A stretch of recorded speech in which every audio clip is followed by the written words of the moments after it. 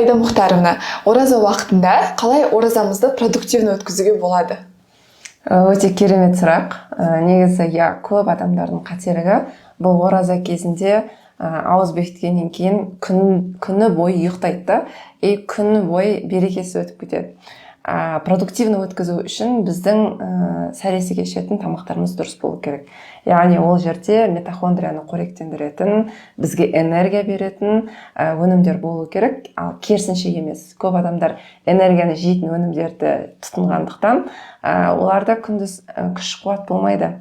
Бұлай кішкене биохимиясына тоқталатын болсақ, мысалы, бос көмірсу тұтынатын кісілер, олар тез энергиясы өшіп қалады. Не үшін? Өйткені бізде гипогликемический скачка болады.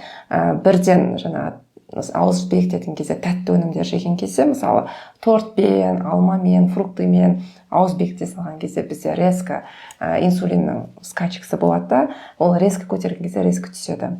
Ол резко түскен кезде біз сразу энергиямыз сарқып қалады.